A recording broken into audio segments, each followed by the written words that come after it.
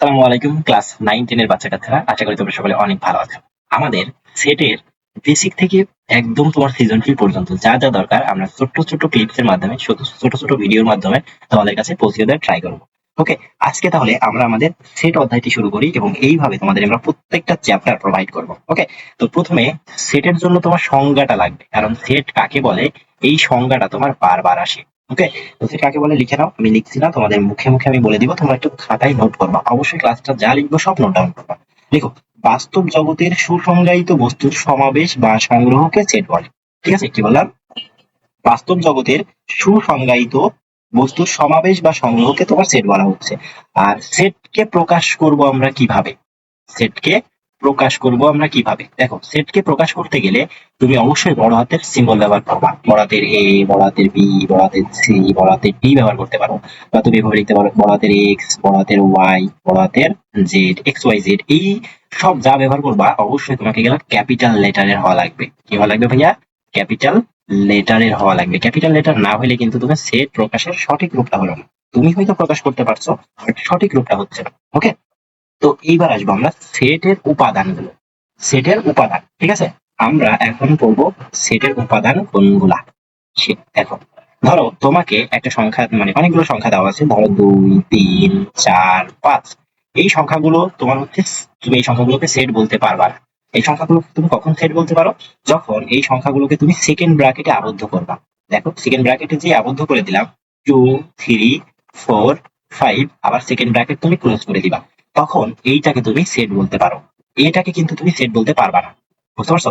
আর এই সেটকে প্রকাশ করছো তুমি এ দ্বারা, তাহলে এ সমান তোমার সেকেন্ড ব্র্যাকেট দিবা 2, 3, 4, 5। এইটাকে আমরা এখন একটা পূর্ণাঙ্গ সেট বলতে পারি। আর এই সেটের ভিতরে, দেখো আমি কালারটা চেঞ্জ করেছি, এই যে এই সেটের ভিতরে যে এই 2 দেখছো, এই 3 দেখছো, এই 4 দেখছো, আর এই 5 দেখছো, এই প্রত্যেকটাকে বলা হয় সেটের উপাদান। এই প্রত্যেকটাকে আলাদা আলাদা করে কি বলবা? এগুলো বলবা ওই সেটের উপাদান। এটা কোন সেটের উপাদান? তোমরা দেখতে পাচ্ছ, এটা এ সেটের উপাদান। বোঝা গেল? এই যে উপাদান। তাহলে তুমি বুঝতে পারছো সেটের উপাদান কি। সেটের ভিতরে প্রত্যেকটা আলাদা আলাদা করে যে এলিমেন্ট, সেগুলো হচ্ছে তোমার সেটের উপাদান। ওকে, এইবার এই জায়গায় তুমি একটা কথা লিখতে পারো, যে ধরো এই যে টু বিলংস টু, দেখো টু বিলংস টু তোমার এ, তার মানে তুমি বোঝাইতে চাচ্ছ এই 2 হচ্ছে এ সেটের একটা উপাদান। এই যে 2 লিখলা, এই 2 হচ্ছে তোমার এ সেটের একটা উপাদান, বুঝতে পারছো? আবার এর ভিতরে তুমি দেখো 3 বিলংস টু, এটাকে বলা হয় বিলংস টু এ, তার মানে 3 ও তোমার এ সেটের একটা উপাদান। সো তুমি যদি নামটা মনে না রাখতে পারো, তাহলে আমি তোমাকে এই নামটা লিখে দিচ্ছি যেন তোমার মনে থাকে, ঠিক আছে? এটাকে বলা হয় বিলং টু। এর নাম কি ভাইয়া? বিলং টু, বুঝছো? তার মানে বিলং টু মানে এই যে এর ভিতরে ধারণ করা এমন কিছু বোঝায়, বুঝছো? থ্রিটা তোমার এর ভিতরে আছে, এটাকে বোঝানো হচ্ছে। কিন্তু দেখো তোমার কাছে এখানে 2, 3, 4, 5 আছে, ধরো তোমাকে 6 বললো, এই যে 6 বিলংস টু এ, এটা কি পসিবল? দেখো তো এর ভিতরে, এই সেটটার ভিতরে কি, এই সেটটার ভিতরে কি তোমার 6 আছে? না। তার মানে তুমি এটা বলবা নট বিলংস টু। এই যে এর ভিতরে একটা যদি তুমি খাড়া দাগ দিয়ে দাও একটু ব্যাকা করে, তখন এটাকে বলা হয় নট বিলং টু। এর নাম কি ভাইয়া? নট, দেখো, নট বিলং টু। ওকে, তাহলে এটার নাম হচ্ছে নট বিলং টু, এটা হচ্ছে বিলং টু। বিলং মানে কি? ধারণ করে।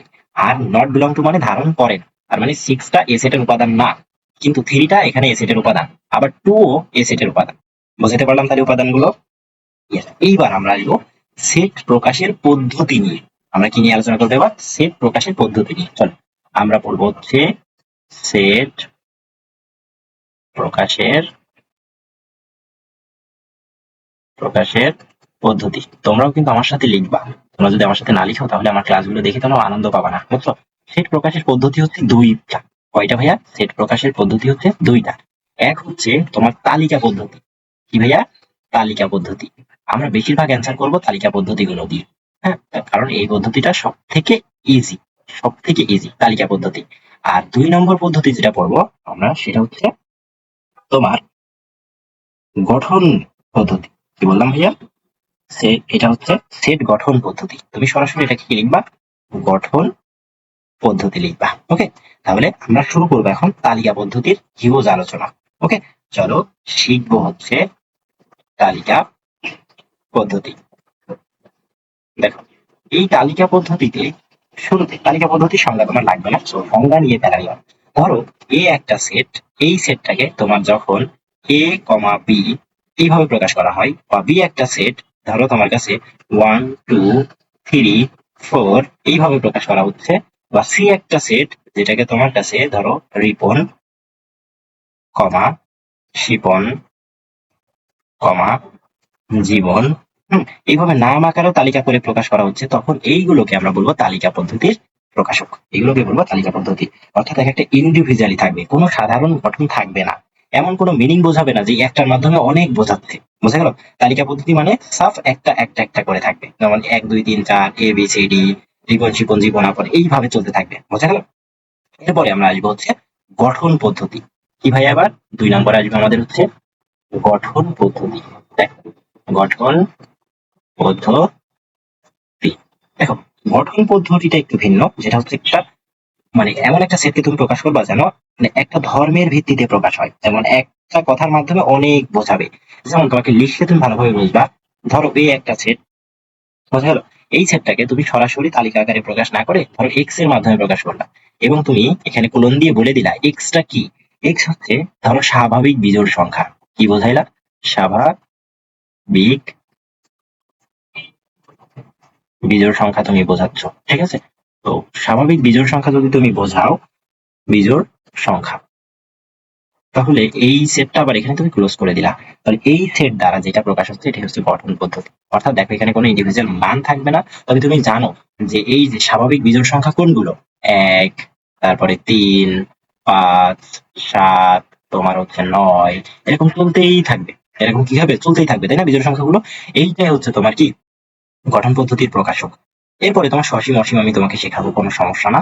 এরপরে বি একটা সেট ধরো, যেটা হচ্ছে তুমি ধরো এটা এক্স এর মাধ্যমে প্রকাশ করছো, ঠিক আছে? তাহলে এক্স কুলন এক্স দিলা, বা এর এমন একটা শর্ত তুমি জুড়ে দিচ্ছ, ধরো এমন একটা শর্ত তুমি জুড়ে দিলা যেটা হচ্ছে এক্স হচ্ছে ধনাত্মক পূর্ণ সংখ্যা। এক্স ধরলাম ধনাত্মক পূর্ণ সংখ্যা, হ্যাঁ, এক্স হচ্ছে ধনাত্মক পূর্ণ সংখ্যা, এবং শর্তটা এমন থাকবে যে এক্স এর মান কিভাবে বাড়বে, যে এক্স স্কোয়ার লেস দেন তোমার 18, মানে এক্স স্কোয়ার করে বাড়বে, বাট সে 18 নিচে হবে, 18 পর্যন্ত গেলে আর সে বাড়তে পারবে না। এই যে পদ্ধতি, এইগুলোকে আমরা গঠন পদ্ধতি বলি। ওকে, এখন তোমরা কি করবা? যে প্রশ্নগুলো আসে সেটা হচ্ছে তালিকা পদ্ধতি থেকে গঠন পদ্ধতিতে প্রকাশ করতে দেয়, আবার গঠন পদ্ধতি থেকে তালিকা পদ্ধতিতে প্রকাশ করতে দেয়। আমরা এখন ম্যাথ করব। হ্যাঁ, তোমাদের বইয়ের উদাহরণ 1, তোমাদের বইয়ের উদাহরণ 1টা আমরা এখন সলভ করব। হ্যাঁ, উদাহরণ 1, তোমাদের যাদের কাছে বই আছে তারা বইটা একটু নাও এবং উদাহরণ 1 দেখো।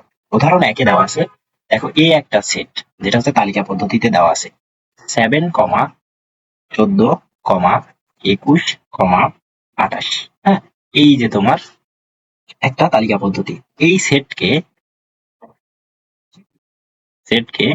তোমাকে বলা হচ্ছে গঠন পদ্ধতিতে প্রকাশ করো। গঠন পদ্ধতিতে প্রকাশ করো, তোমাকে এটা চাইছে। হ্যাঁ, তাহলে এই সেটকে আমরা গঠন পদ্ধতিতে প্রকাশ করতে পারি না? অবশ্যই পারবো, কেন নয়? এইবার দেখো, তুমি এই সেটের দিকে দেখাও, তোমার সেটের এখানে কি আছে? 7, তারপরে 14, তারপরে 21, তারপরে 28। তুমি এখানে একটু একবার নজর দাও, 7, 7 দুগুণে 14, তারপরে আবার 3 7 21, 4 7 28। তার মানে দেখছো এটা 7 এর গুণিতক, 7 এর গুণিতক। তখন তুমি এই সেটটারে গঠন আকারে প্রকাশ করার ট্রাই করবা এইভাবে, যে প্রথমে একটা এক্স লিখে নিবা। এইবার এক্সটা কি সেটা ক্লোন দিয়ে ব্যাখ্যা করবা, যে এক্সটা হচ্ছে তোমার 7 এর গুণিতক। এক্সটা কি? 7 এর গুণিতক। এবং এটা কোন পর্যন্ত চলবে তোমাকে দেখাই দেয়া লাগবে, এবং এটা সারা জীবন কিন্তু চলবে না, 0 থেকে বড় হবে। এক্স এর মান 0 থেকে বড় হবে, কিন্তু 28 এসে থেমে যাবে। তার মানে তুমি লিখতে পারো 28 এর সমান বা তার থেকে ছোট। হুম, তার মানে যখন 7 গুণ করতে করতে 28 পর্যন্ত পৌঁছাবে, তখন আর আগাবে না, এই জায়গায় তোমার থেমে যাবে। ওকে, গুড। এরপরে আমরা করবো হচ্ছে উদাহরণ 2। বলো তো ভাইয়া, উদাহরণ 2 তে কি দেওয়া আছে?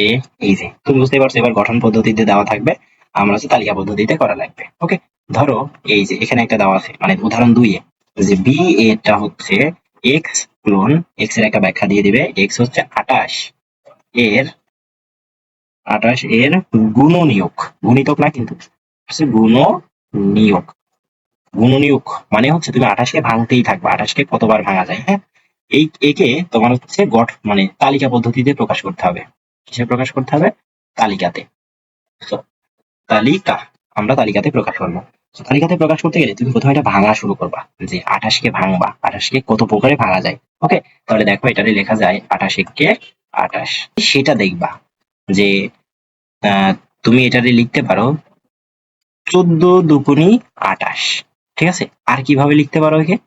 তুমি আর লিখতে পারো 4 7টা 28, 4 দিয়ে 7, 5 দিয়ে ভাঙা যায় না, 6 দিয়ে 3 6 18 ভাঙা যায় না, 4 7 24, 28 আর কোনটা দিয়ে, আর কোনটা দিয়ে ভাঙা যায়? আর ভাঙা যায় না। তার মানে এখানে কি কি দ্বারা তুমি ভাঙতে পারছো দেখো, 1 আসে, 2 আসে, 4 আসে, 7 আসে, 14 আসে, আর 28 নিজে আসে। ঠিক আছে, তাহলে এই যে সংখ্যাগুলো পাইলা তুমি 1 2 4 7, তারপর 14 28, এইটাকে তুমি এবার সেকেন্ড ব্র্যাকেটে আবদ্ধ করে দিবা। এই সেকেন্ড ব্র্যাকেটে আবদ্ধ করে এর একটা নাম দিবা, ওই যে তোমার বি নামটা ছিল। বোঝা গেল? তাহলে তুমি এই 28 কে তুমি যতভাবে ভাঙতে পারছো, এই 28 কে তুমি যতভাবে ভাঙতে পারছো, সেই সংখ্যাগুলোই হচ্ছে তোমার তালিকা পদ্ধতিতে প্রকাশ হবে। ওকে, গুড। এইবার আমরা উদাহরণ কত করব? 3 করব। উদাহরণ 3। ঠিক আছে, উদাহরণ 3-এ আমাদেরকে একটা গঠনমূলক পদ্ধতি দেওয়া আছে, যেটা সি সেট নামে পরিচিত। এই সি সেটটা হচ্ছে তোমাকে এক্স এর মাধ্যমে প্রকাশ করছে এবং বলে দিছে যে এক্স হচ্ছে ধনাত্মক পূর্ণ সংখ্যা।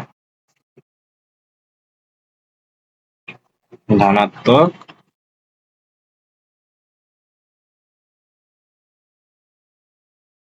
পূর্ণ সংখ্যা, এবং এর একটা কন্ডিশন অর্থাৎ একটা শর্ত দিয়ে দিয়েছে, সেটা হচ্ছে দেখো বলা হচ্ছে যে এক্স স্কোয়ার তোমার লেস দেন 18, 18 থেকে ছোট হবে।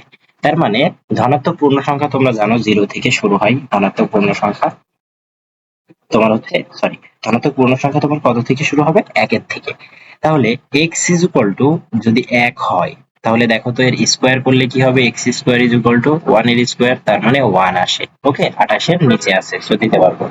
এক্স ইজ ইকুয়াল টু তুমি যদি 2 ধরো, তাহলে এক্স স্কোয়ার করো, এক্স স্কোয়ার মানে কত? এখন 2 এর স্কোয়ার, 2 দুগুণী কত আসে? 4 আসে। পরে এক্স সমান সমান তুমি 3 ধরো, তাহলে এক্স স্কোয়ার করো এখানে, তাহলে এক্স স্কোয়ার মানে 3 এর স্কোয়ার, 3 এর স্কোয়ার করলে 3 3 9, এটাও 18 থেকে ছোট, এই পর্যন্ত নিতে পারবো। এক্স ইজ ইকুয়াল টু যদি তুমি 4 ধরো, তাহলে আবার এর স্কোয়ার করো, 4 এর স্কোয়ার করলে কত হবে? 4 4 16, 16 দেখো তোমার 18 থেকে ছোট। এইবার এক্স ইজ ইকুয়াল টু তুমি 5 ধরো, 5 ধরলে কি হবে? 5 এর স্কোয়ার করো, 5 এর স্কোয়ার করলে দেখো তোমার কাছে 25 আসে। কত আসে ভাইয়া? 25। তুমি বুঝতে পারছো যে 25 কিন্তু 18 থেকে ছোট না, 25 কিন্তু 18 থেকে ছোট না, কিন্তু আমার এই কন্ডিশন কিন্তু মানা লাগবে, আমার এই কন্ডিশন কিন্তু মানা লাগবে। কন্ডিশন কি? 18 থেকে ছোট হওয়া লাগবে, কিন্তু এটা 18 থেকে ছোট না, তার মানে তুমি এইটা নিতে পারবা না, তুমি এইটা কি করতে পারবা না? এটা নিতে পারবা না। ওকে, তাহলে তোমাকে কোনটা নিতে হবে? এই যে এইগুলা, এই পর্যন্ত নিতে পারবা, কারণ 16 পর্যন্ত 18 থেকে ছোট। তাহলে এক্স এর কোন কোন ভ্যালুর জন্য তুমি এইগুলো পাচ্ছ, সেইগুলোই হচ্ছে তোমার সেট। তাহলে সি সেট গুলো তুমি পাচ্ছ, দেখো এক্স এর 1 মানের জন্য, এক্স এর কোন মানের জন্য? 2 মানের জন্য, এই যে, তাহলে এক্স এর 2 মানের জন্য। তারপর দেখো এক্স এর 3 মানের জন্য পাচ্ছ। ওকে, তারপরে এক্স এর কত মানে? 4। কিন্তু 5 তুমি নিতে পারবে না, কারণ 5 এর জন্য 25 হয়ে যাচ্ছে, 25 তোমার 18 থেকে ছোট না, মানে কন্ডিশন আমার শর্ত মানতেছে না। ওকে, শর্ত যদি না মানে তাহলে আমরা এটা নিতে পারবো না। তাহলে আজকের ক্লাস হচ্ছে তোমাদের উদাহরণ 3 পর্যন্তই থাকলো। নেক্সট আমরা সসীম সেট অসীম সেট নিয়ে আলোচনা করবো। ওকে, নেক্সট পার্ট দেখার জন্য সবাইকে আমন্ত্রণ রইল। আসসালামু আলাইকুম।